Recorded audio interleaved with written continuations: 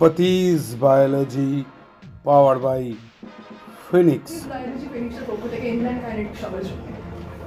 তো সুতরাং কৌশলী ছাত্ররা আমাদের 2020-তে কোয়ালিফাইড মেডিকেল, এখন MBBS কমপ্লিট হওয়ার পথে, ডাক্তার লেগেই যাবে।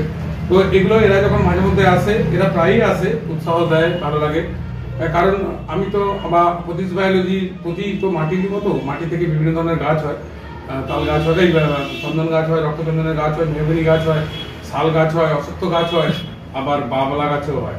তো যাই হোক, যত এই ধরনের চন্দন বা এই রক্তচন্দনের গাছেরা আসতে থাকবে, তত আমার সুঘ্রাণ গন্ধ বাড়বে, কারণ মাটির তো এমনি গন্ধ হয় না।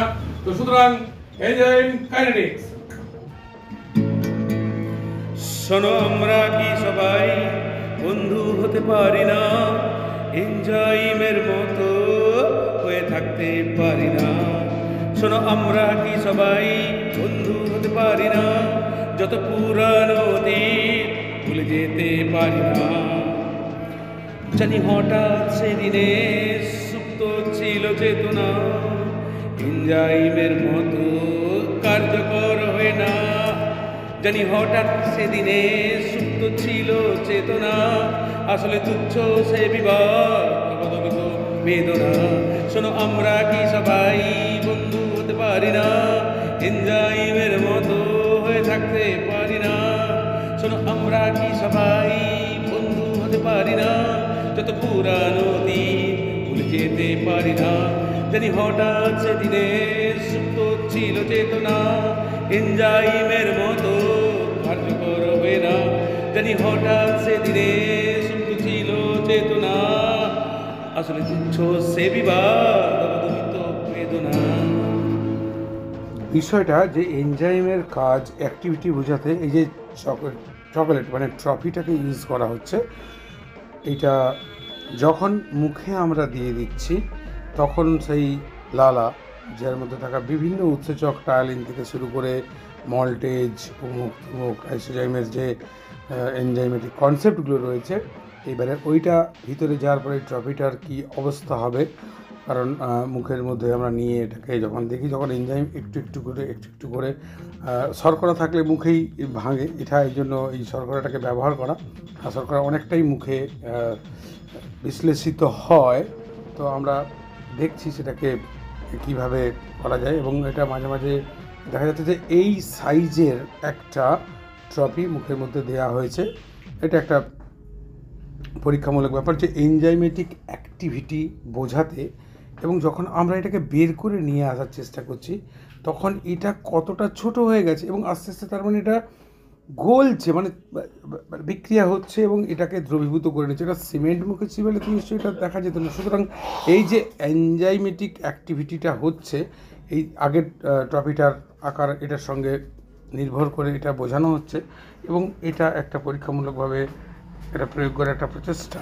এসে গেছি পতিজ বায়োলজি নিয়ে, চাই আরো কিছু শেখাতে।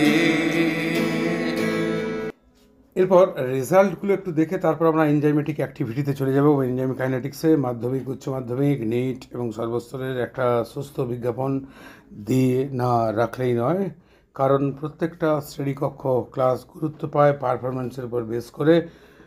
তো এরপর শুরু করা যাক। যেহেতু এটি হচ্ছে যে ক্লাসিক্যাল জায়গা, Vmax V0 equal to Vmax into S concentration divided by Km plus S concentration, Michaelis-Menten equation। তো এটা দেওয়ার অর্থ হলো, যেহেতু চতুর্দিকে একটা প্রতিযোগিতা চলছে, এই বড় মাছের কাঁটারা যদি এত ভালো ভালো রেসিপি তৈরি করে, সেক্ষেত্রে কি একটু টিকে থাকার জন্য দেওয়া সিলেবাস থেকে প্রশ্ন এখান থেকে কতটা আসবে, মানে বেসটা ক্লিয়ার রাখা দরকার আছে। এনসিইআরটিতে যেটা আমি এখন বলবো তার সামান্য একটু পোর্শনই আছে, কিন্তু কতটা আউট অফ থাকে বা কি থাকে সেই ব্যাপারটা বাদ দিয়ে সায়েন্সটা দেখা হোক। আমার মনে হয় তাতে আমরা সবাই ভালো থাকবো এবং আমরা এগিয়ে যেতে পারবো, আমরা সবাই বন্ধু হতে পারবো। শোনো, আমরা কি সবাই বন্ধু হতে পারি না? যত পুরনো অতীত ভুলে যেতে পারি না। হঠাৎ সেদিনে সুপ্ত ছিল চেতনা, তুচ্ছ সে বিবাদ, অবদমিত বেদনা। শোনো, আমরা কি সবাই বন্ধু হতে পারি না? এনজাইমের মতো কাজ করতে পারি না, এনজাইমের মতো কাজ করতে আমরা পারি না, তার মূল কারণ হচ্ছে W equal to 1 minus S। W টা ফিটনেস, ওকে, বোর্ডটা ক্লিয়ার সব সময় থাকবে। ফিটনেস, S টা হচ্ছে সিলেকশন কোএফিসিয়েন্ট। কি কোএফিসিয়েন্ট? সিলেকশন কোএফিসিয়েন্ট, ওকে। এই সিলেকশন S যত বাড়বে, S এর ভ্যালুটা যত বাড়বে, তত W কি হতে থাকবে? কমতে থাকবে, তাই তো? ফিটনেস যদি কম থাকে, সিলেকশন কোএফিসিয়েন্ট মানে মার, দাঙ্গা, আন্তর্জাতিক সংগ্রাম, আন্তর্জাতিক সংগ্রাম, মানুষের মানুষের লড়াই, মানুষের কুকুরের লড়াই, কুকুরে কুকুরের লড়াই, বিভিন্ন ভাবে মানুষের সঙ্গে, এখন মানুষের রেসপেক্টে দেখবো বিভিন্ন সাংসারিক কলহ, বাইরে প্রফেশনাল পেশাগত জগতে কলহ, সিলেকশন কোএফিসিয়েন্ট বাড়ছে, ফিটনেস কমছে। আর ফিটনেস মানে স্বাস্থ্য, মানসিক, শারীরিক। অসুস্থ সমবায় কখনো বন্ধুত্ব হতে পারে কি? পারে না। যদি আমরা এনজাইমের মতো হতে পারি, হতেই পারে। এটা ইভলিউশনের ব্যাপার। আমরা এনজাইম নিয়ে আলোচনা করব, এনজাইম কাইনেটিক্স। তাহলে আমরা যদি এনজাইম কাইনেটিক্সটা দেখি, এনজাইম কাইনেটিক্স, এটা ব্যাপারটা হচ্ছে যে চারদিকে বড় মাছের অনেক কাটা, তো সেক্ষেত্রে দেখাতে হবে যে কতটা বেশি সবাই কাজ করতে পারে, সবাই করে। তো এনজাইম কাইনেটিক্স হচ্ছে এই বিষয়টা যে এই দিকটাকে যদি আমরা ভেলোসিটি অফ দ্য রিয়াকশন ধরি, আর এদিকটা যদি সাবস্ট্রেট কনসেন্ট্রেশন ধরি, এই পোর্শনটাকে যদি হাফ Vmax ধরি, ভেলোসিটি, আর এটাকে যদি Vmax সম্পূর্ণ ধরি, তাহলে কি হচ্ছে? আমি ধরলাম 100টা এনজাইম আমি রেখেছি, এবং তার মানে 100টা সাবস্ট্রেট বিক্রিয়কের সঙ্গে যোগ হতে পারবে, তাই তো?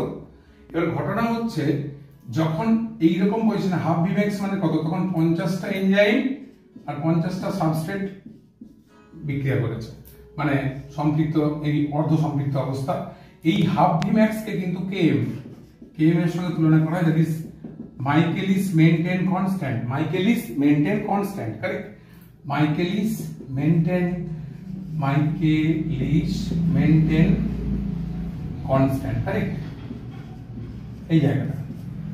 এইবারে যখন 100টা এনজাইম এবারে সম্পূর্ণভাবে মানে সঙ্গে 100টা সাবস্ট্রেট কাজ করছে, এই জায়গায় পৌঁছে গেছে, তখন সেটা হয়ে যায় যে আমাদের ভি ভ্যালোসিটি চরম, Vmax যেখানে 100টা এনজাইম আর 100টা সাবস্ট্রেট স্যাচুরেটেড হয়ে যাবে, 100টা সাবস্ট্রেট এখানে এই কার্ভ আর যাবে না, অর্থাৎ স্যাচুরেশন হয়ে গেলে সাবস্ট্রেট আর দিলেও কাজে কোনো পরিবর্তন হবে না।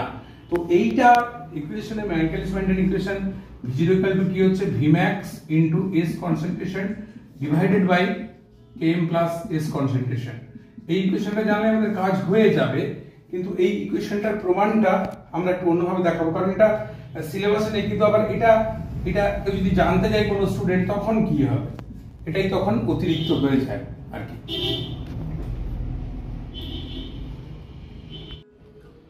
আমরা যে উৎসেচক এবং বিক্রিয়কের বিক্রিয়া দেখেছি যে বিক্রিয়া শেষে উৎসেচক অপরিবর্তিত থাকে, বিক্রিয়ার হারকে সে বাড়ায় বা কমায়, এই ব্যাপার। তো সুতরাং আমরা কম্পিটিটিভ ইনহিবিশন, প্রতিযোগিতামূলক প্রতিরোধ, নন কম্পিটিটিভ ইনহিবিশন, আনকম্পিটিটিভ ইনহিবিশন নিয়ে কথা বলবো।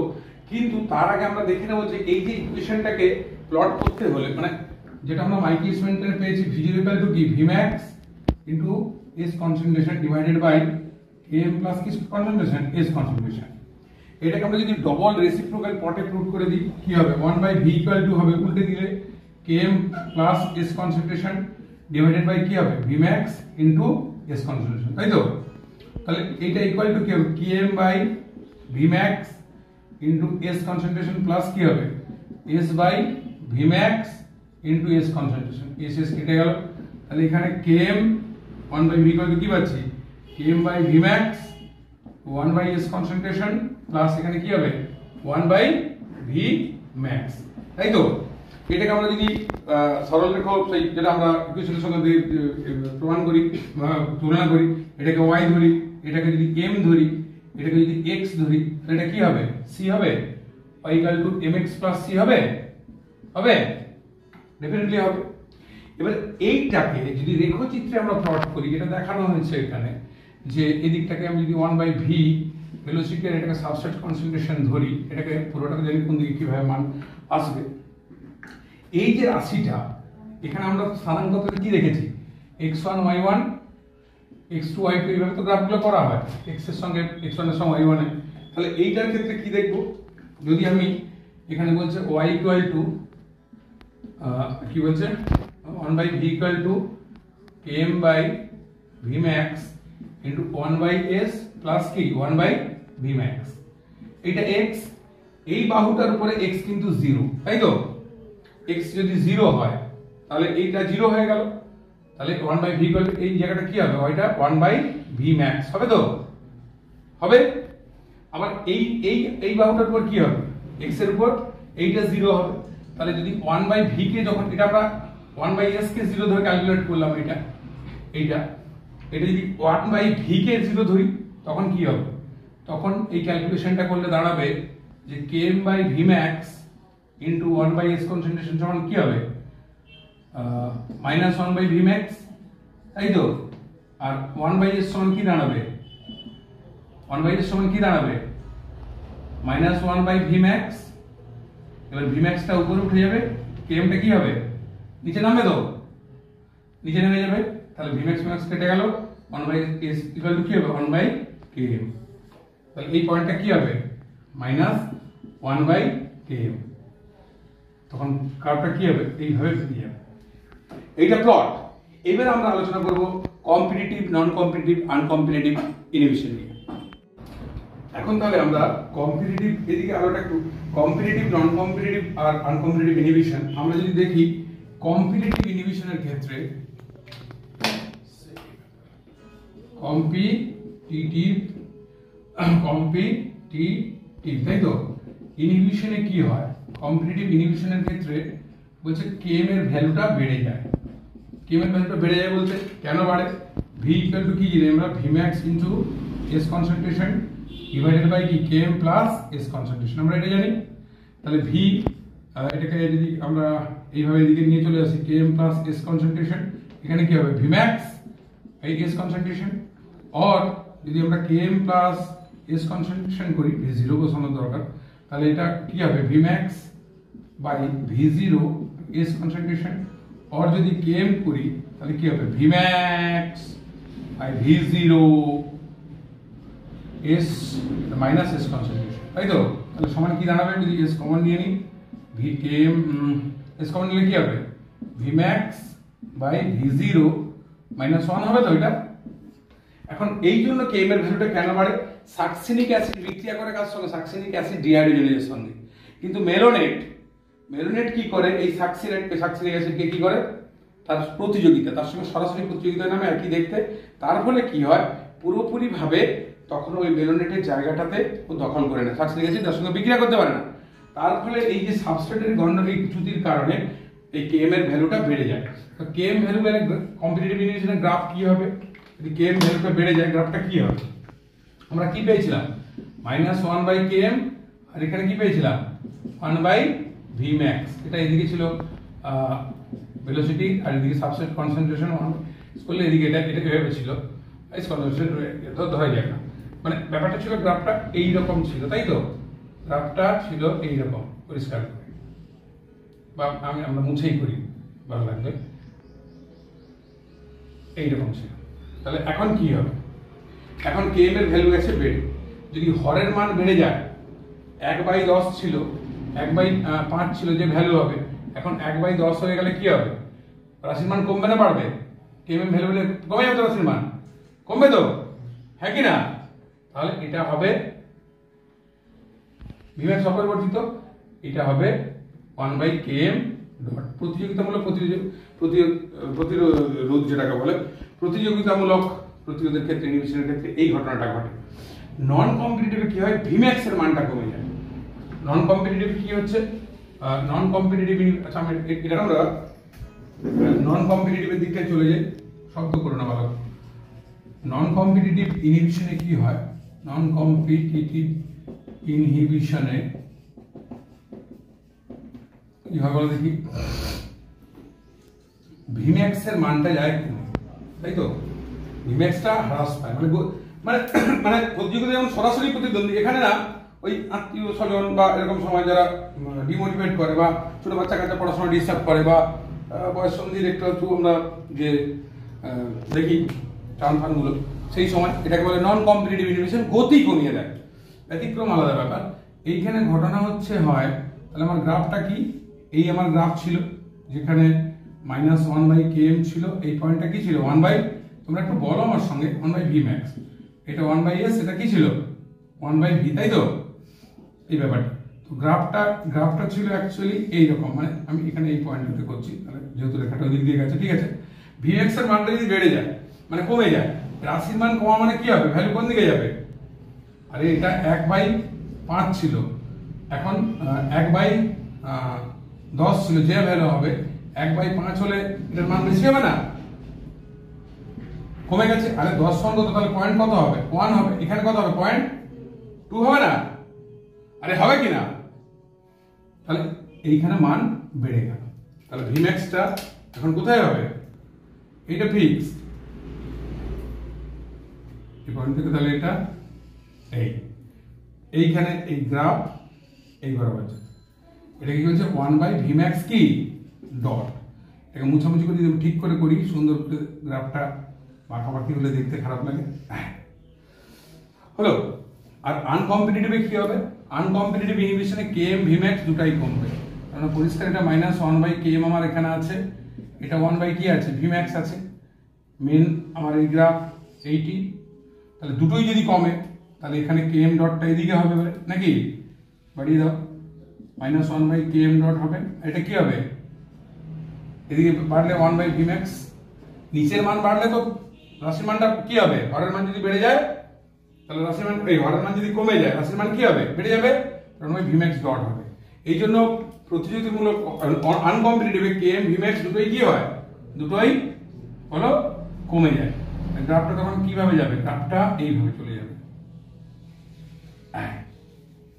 এই হচ্ছে গ্রাফের গল্প।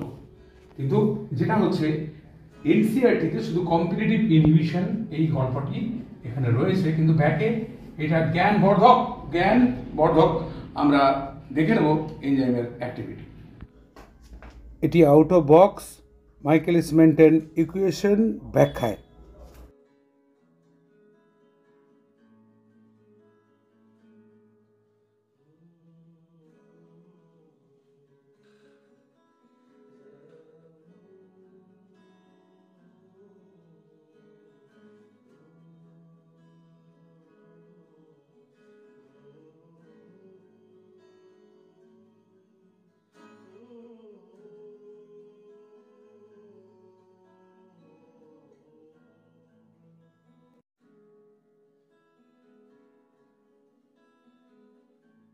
ভালো করে একদম অপূর্ব সুন্দর করে নেবে, তাহলে E সমান এনজাইম কনসেন্ট্রেশন, S সমান সাবস্ট্রেট কনসেন্ট্রেশন, ES সমান এনজাইম সাবস্ট্রেট কমপ্লেক্স, এটা এইখানে দাও, ওটা উপরে এরকম করে ভূতের মতো দিলে কি করে হবে। এবার ঘটনাটা হচ্ছে এইখানে E, এই যে Eটা E প্লাস S, এখানে আমরা দেখতে পাচ্ছি K1 forward direction rate constant, K2 backward direction rate constant, ES তৈরি হয়েছে, K3 ব্রেকডাউন কনস্ট্যান্ট, সেখান থেকে প্রোডাক্টকে না তোলা হলে K4 আবার এখানে ES হয়ে যাবে।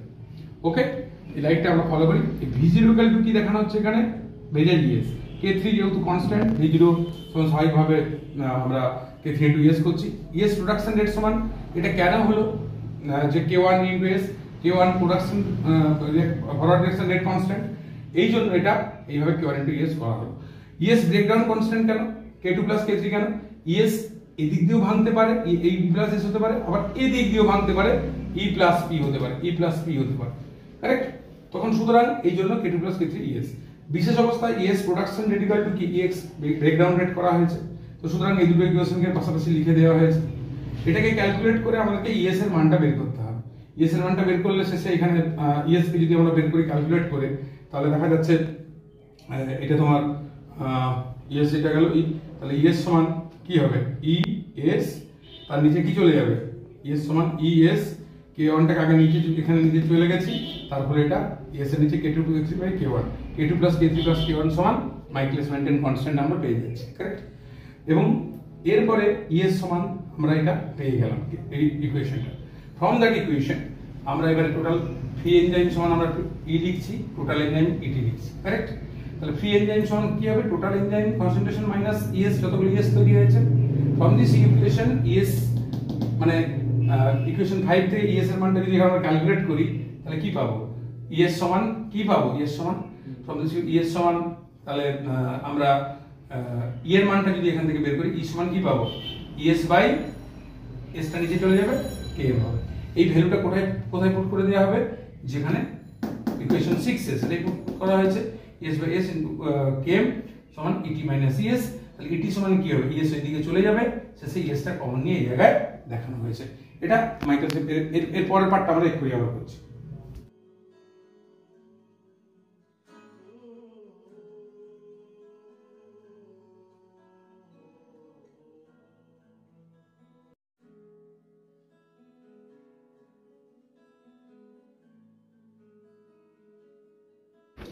তাহলে আমরা যে ভ্যালুটা এখানে পেয়েছিলাম it equal to es into km by s concentration plus 1, সেটাকে আমরা লিখেছি। এবার এখান থেকে es এর ভ্যালুটা করতে কি হবে, এটির নিচে এটা চলে গেছে। ইকুয়েশন 1 থেকে আমরা es টাকে খুঁজেছি, v0 equal to k3 into es ছিল, তাহলে es সমান কি হবে v0 বাই k3। এরপর আমরা কি করেছি, যেখানে es সমান এইটা ছিল সেখানে আমরা es এর এই মানটা এখানে বসিয়ে দিয়েছি, হলো।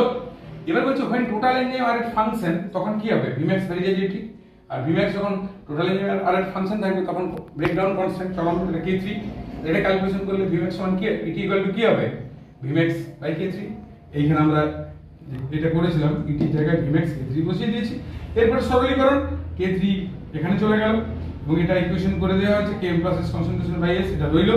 তারপর সেই first into 4, second into third method, মানে এই যে v0 k3 টা বের হলো, এই et এর মানটা Vmax k3, এই k3 তো এখানে চলে গেল, এই যে কাটাকুটির খেলাটা এখানে হলো, এই যে এই k3 তো এখানে চলে গিয়ে কাটাকাটি হয়ে গেল। তারপরে এই যে km, এটা ছিল km plus s concentration by s, এটা এখানে আমরা এখানে দেখতে পাচ্ছি। তারপর first into 4, second into third is equal to Vmax into s concentration divided by km plus s concentration. ঝাকাস। তোমরা আসবে তো, তোমরা আসবে তো, যদি নতুন কোনো ক্লাস নিয়ে আমি এই চ্যানেলে আসি। তোমরা আসবে তো, তোমরা শিখবে তো, তোমরা আসবে তো।